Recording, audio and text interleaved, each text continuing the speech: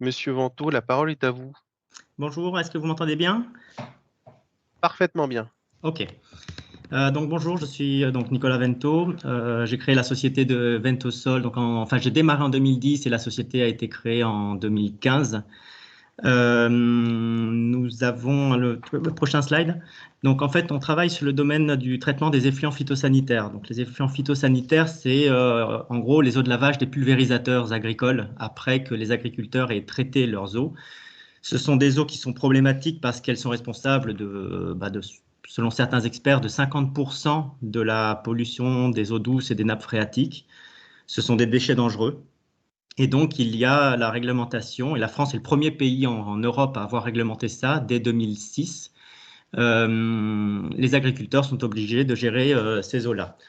Pour ce faire, ils ont plusieurs façons de faire et nous, on propose avec EcoBang une solution assez simple, c'est-à-dire que c'est un kit qui va s'adapter sur des cuves standards et qui va ventiler dans ces cuves standards.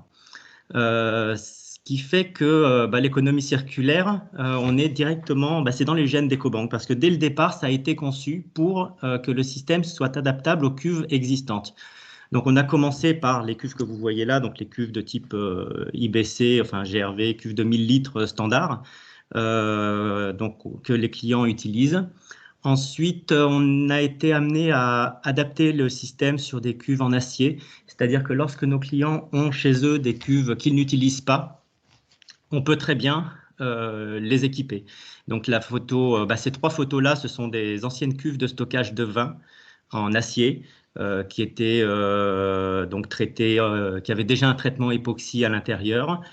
Et puis on a adapté simplement le système, on l'a dimensionné pour ces cuves-là. Donc sur la cuve de gauche, on évapore 10 mètres cubes par an, pareil sur celle du milieu.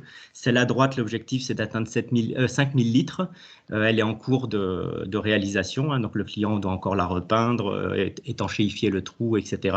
En attendant, avec cette solution-là, on arrive à des coûts extrêmement bas pour les clients. On peut aussi équiper des cuves en béton que les clients ont déjà chez eux, des fosses enterrées. On peut transformer des systèmes existants, même des systèmes concurrents pour les rendre plus performants, etc. Donc simplement en s'adaptant sur l'existant. Ce qui s'est passé donc lors du précédent, enfin le premier confinement de 2020, je cherchais une remorque bateau, une remorque de plateau pour transporter des cuves justement. Et en faisant cette recherche sur Le Bon Coin, je me suis rendu compte qu'il y avait plein de gens qui vendaient des remorques bateaux et qui donnaient le bateau qui était dessus. Donc là, c'est une petite recherche que j'ai fait juste la semaine dernière là sur Le Bon Coin et on voit des bateaux qui ont été donnés, et ça m'a fait réfléchir. Je me suis demandé, mais est-ce qu'on pourrait utiliser des bateaux comme cuve de stockage? Donc déjà, la première chose, c'était identifier un peu le marché, enfin, qu'est-ce qui se passait, comment ça se faisait. Donc, la société bateau qu'on a contactée, qui est sur Nantes, est déjà spécialisée dans la transformation de bateaux en sorte de mobil-home, hein, en logement de loisirs. Nous avons sollicité la Paire, qui a un problème, qui est un éco-organisme spécialisé dans la déconstruction des bateaux et qui a comme objectif, d'ici à 5 ans, de déconstruire 20 à 25 000 bateaux. Ensuite, prochain slide. Ensuite, on s'est demandé, bon, évidemment, est-ce que c'est techniquement faisable? C'est-à-dire que l'idée était de transformer une coque de bateau en cuve de stockage pour les effluents phytosanitaires. Ça avait comme avantage de réduire les coûts pour les utilisateurs, parce que quand on doit proposer à des clients des cuves de grande taille en acier, c'est extrêmement cher. Ça l'est d'autant plus maintenant avec la hausse de l'acier. Et donc, on s'est demandé, est-ce que techniquement, c'était faisable de transformer une cuve de bateau une cuve de bateau, oui, une coque de bateau en cuve de stockage.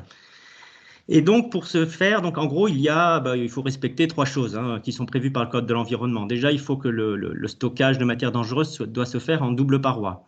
Or, les coques de bateau sont généralement conçues avec la partie coque, donc celle qui va dans l'eau, et au-dessus la partie cabine où on marche. Ce qui voudrait dire qu'on a quelque part une double coque il suffirait de bien étanchéifier la double coque, la partie intérieure, de façon à ce qu'on ait une double coque, donc un bac de rétention. Et donc, ça voudrait dire qu'on pourrait quasiment utiliser un bateau tel quel. La deuxième chose, c'est évidemment la compatibilité chimique avec les produits phytosanitaires. Et pour cela, ces bateaux-là sont conçus en résine de polyester et donc n'ont aucun problème de compatibilité chimique. La troisième chose, évidemment, c'est la résistance à l'écrasement ou la résistance si on remplit d'eau à l'intérieur. Donc ça aussi, c'est pas un problème. Et au pire, donc de toute façon, on va faire, comment dire, chaque bateau qu'on mettra ensuite sur le marché sera analysé par un prestataire qui nous dira s'il faut faire des renforts ou pas. Donc en tout cas, techniquement, il n'y a pas de problème. Donc du coup, on s'est rapproché de la société bateau qui nous avait un devis, qui nous a trouvé un bateau. Donc là, on voit les photos du bateau. C'est l'équivalent d'une cuve en acier de 4000 litres. Donc ce bateau-là fait 6,20 mètres de long, 2,30 mètres de large. Il contient 4000 litres, il a à peu près 5 mètres carrés de surface d'évaporation utile, ce qui veut dire qu'avec un tel bateau, on peut espérer évaporer dans la région de Montpellier, par exemple, on peut évaporer à peu près 1500 litres par mètre carré de stockage, donc ça veut dire qu'on aurait une capacité d'évaporation de 7 à 8000 litres par an avec un tel bateau. Donc c'est cette société bateau, donc BATHO sur Nantes, prochaine slide, qui a transformé le bateau. Donc ils ont enlevé tout le mobilier intérieur, ils l'ont nettoyé, étanchéifié, ils ont mis une plaque à l'arrière pour protéger contre l'eau pluviale. Ils l'ont tout repeint aux couleurs de Ventosol. Et puis nous sommes allés le chercher. On l'a testé. Et bon, en termes de capacité d'évaporation, c'est tout à fait comparable à des cuves normales. Un gros avantage, donc évidemment, c'est le coût. Donc on pourrait proposer le client peut trouver là une solution qui est 35-60% plus économique par rapport aux cuves standards en acier. Et puis les mises en œuvre, donc on peut soit la mettre hors sol, comme sur le petit dessin que j'ai fait là à gauche, soit on pourrait la semi-enterrer le bateau de façon à ce qu'il reste en gros quasiment que la partie au-dessus, ce qui veut dire que ce serait très peu visible pour le client. Et puis un petit plus, j'ai pensé qu'on pourrait peut-être utiliser, l'agriculteur pourrait utiliser ce bateau aussi comme support de communication. C'est-à-dire que dans le traitement des effluents phyto, très peu d'agriculteurs communiquent sur le fait qu'ils gèrent leurs effluents. C'est-à-dire qu'ils font des investissements importants, construction d'aires de lavage. C'est des investissements qui font entre 10 et 30 000 euros. Et personne n'en parle parce qu'ils ont peur d'être associés aux utilisateurs de produits phyto. Donc même s'ils travaillent bien pour gérer les effluents leurs produits phytosanitaires, qu'ils ont des bonnes pratiques phyto, personne n'en parle. Là, je me suis dit peut-être qu'un tel bateau pourrait aussi être l'occasion de faire une vraie communication sur le fait qu'ils ont de bonnes pratiques phytosanitaires, que pourquoi pas ils sont reconnus HVE ou qui font de l'agriculture biologique.